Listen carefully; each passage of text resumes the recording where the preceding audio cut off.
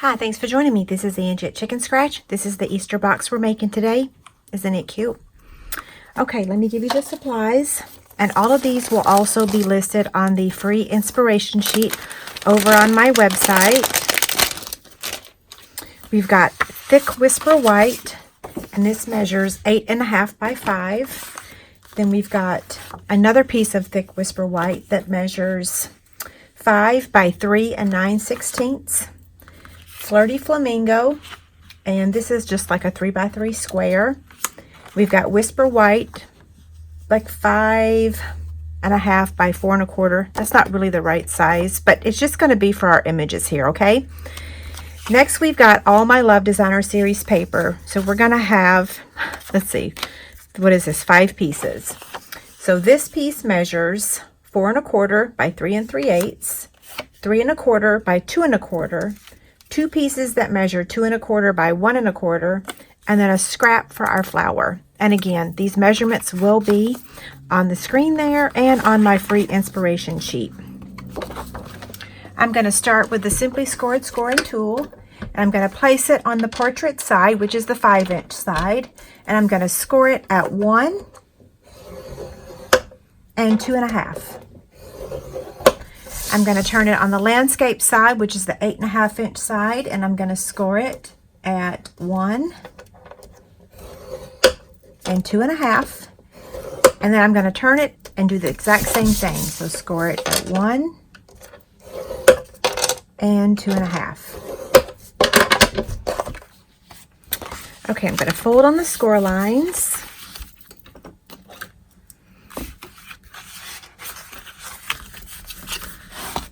Somehow I got ink on my Whisper White cardstock.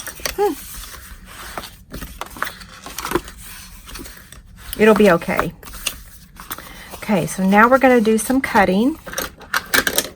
I'm going to take this section here and remove that entire piece, okay? And I can tell I did not cut that very straight. Let's try to clean that up a little bit. There we go. Okay, same thing here. I'm going to cut up to the score line, except I'm only going to remove this section here, okay? Over here on this side, I'm going to remove, or cut up to that score line. Cut up to this score line.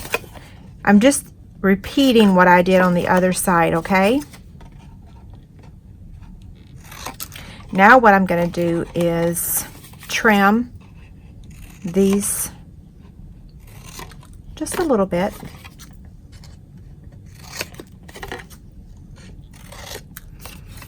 I can tell my cutting is not very straight today. Okay, now let's get all this scraps out of the way. What we're going to do is put adhesive on these 2 tabs, and we're going to fold those in just like that, okay? So I'm going to start there. This video is going to be a little bit longer because this project, it's not hard, but it definitely has a lot more detail to it.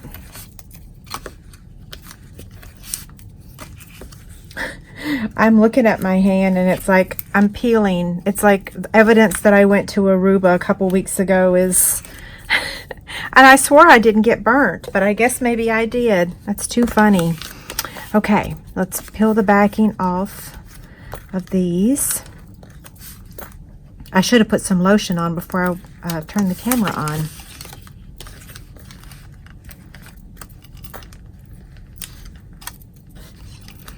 Okay, so fold that in, fold that in. Now this is going to go, those are going to go in, and this is going to go over. But I don't want adhesive on this part because that's the inside of my box. So I'm just going to place tear and tape on this section right here, okay?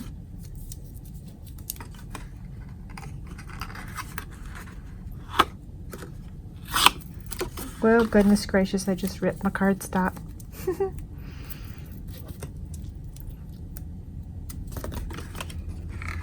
It's okay though. It's all going to be covered up, so you won't see that. Okay, same thing. I'm gonna take the backing off.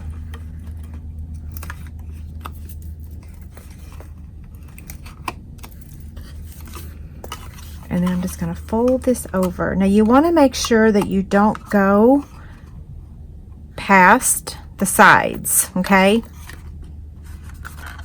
There we go. Yeah, so it's going to be straight. Looks good, right? Okay, so now that this is assembled, what we want to do is take the back piece. This is the one that measures 5 by 3 9/16. And then we've got our Designer Series paper. We're going to take the Detailed Trio punch and we're going to round the corners of the top of both the Designer Series paper and the Thick Whisper White. Now I have to give you a tip here. You want to make sure that you punch the hole, or you cut the hole for the handle with these two attached. But you can't use adhesive yet because you want your Designer Series paper to go on the inside of the back. So this is going to go in there like that, and this is going to go like that, okay? So it's going to work just like that, so you can't see the inside. I filmed this whole video and I assembled it wrong, so that's going to show you how it looks if you don't add the Designer Series paper to the inside of the box, okay? So I'm showing you how I messed up. So Big Shot magnetic platform and a cutting pad, and then I'm just going to place it here just like that, preferably straight. I can tell it's a little crooked, and it's easier to make it straight up here in my face versus down there. Okay, that looks pretty good. So then I'm going to put the oval there. And you could use a circle punch if you want to make your handle, or if you have one of our old retired oval punches. I still one day hope that we get oval punches again. Okay, so now your next step, we've got our box here. We're going to attach it to this, okay? So let me get my tear and tape again, and we want to put the tear and tape on this part, not this.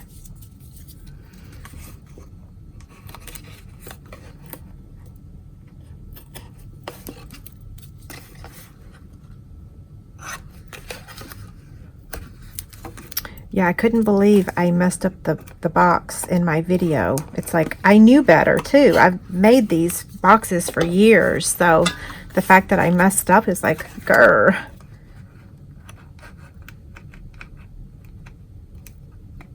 Okay. I got a little piece of fuzz there. That's what's giving me the grief. I'm not sure where that came from.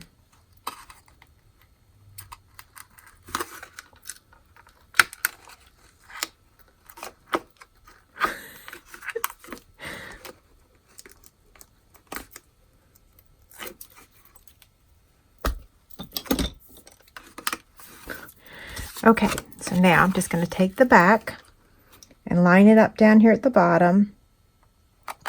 And before I press too hard, I just want to make sure it's lining up.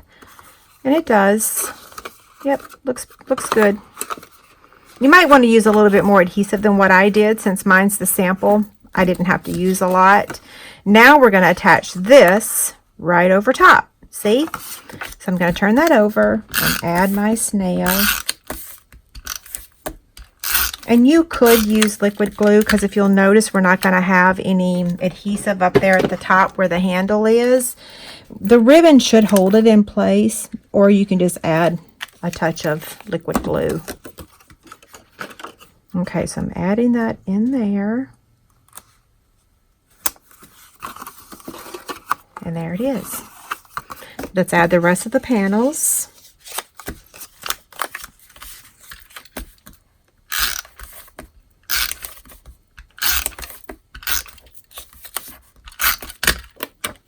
And I just had an idea. That little oval that we cut out with the oval, layering ovals framelits, you could use that to cut out. I got fumble fingers today. I have adhesive here, so it was confusing me. You could use this to cut out your flower that's right here instead of this extra scrap that I have here. So yeah, good idea. Okay, let me stop talking and put the adhesive on these.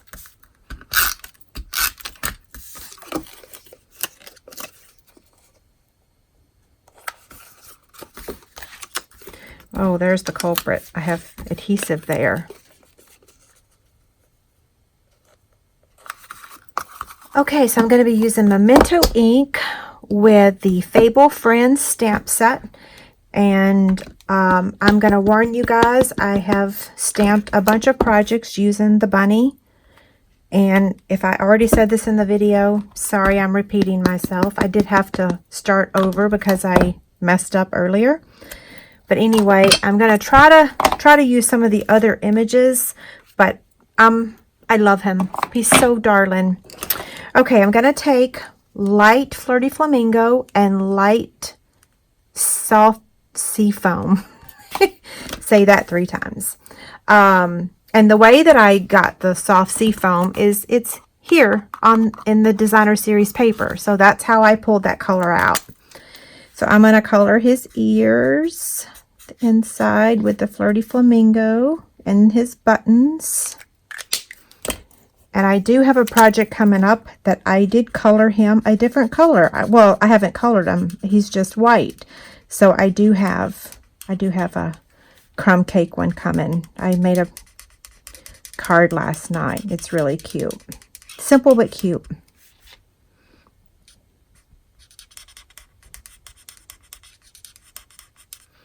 If you guys don't have the Stampin' Blends yet, you really should order a couple, especially right now during celebration.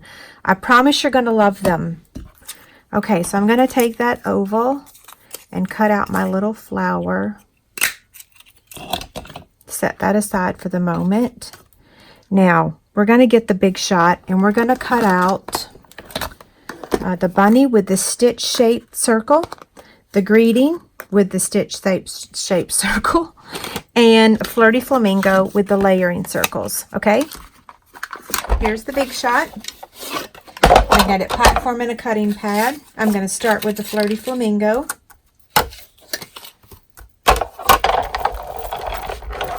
It's the easiest.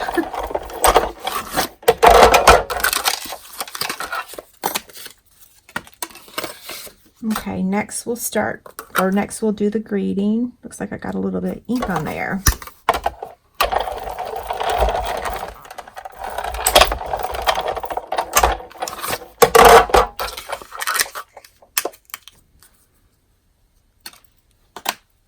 And now we'll cut the bunny. So I'm just gonna center it, but yet I'm still cutting off part of his body.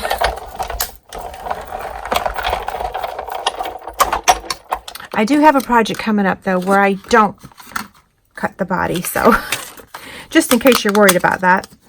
Okay, so now I'm going to take my snail adhesive and add some adhesive to this. And I'm going to take the box and I want to just put adhesive right down here at the bottom, okay? So just like that. It's pretty good. For the Easter greetings, I'm going to take a dimensional and I want to add it to this bottom right corner, okay? Because I don't want to attach it to this, I want to attach it to the box. Otherwise, it would be a little wonky. See? And now we're going to add our little flower, and I'm just going to use a glue dot.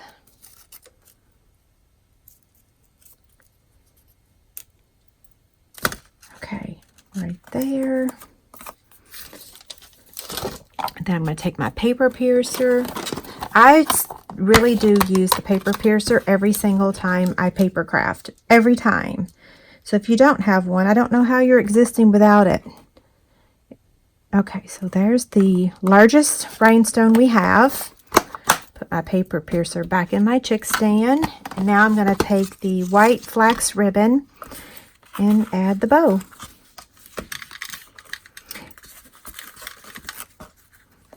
Okay. Don't forget, head over to my website and leave a comment to enter to win my current chick candy. I think we're on number 10 right now, okay? All you have to do is leave a comment.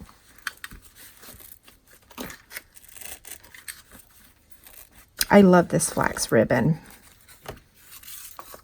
I'm kind of hoping it carries over to the annual catalog.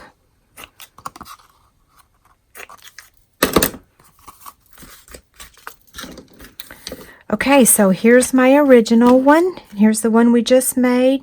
So stinking cute, right? Okay, don't forget, free inspiration sheet with all the measurements and the picture over on my website. Have a great day. Bye.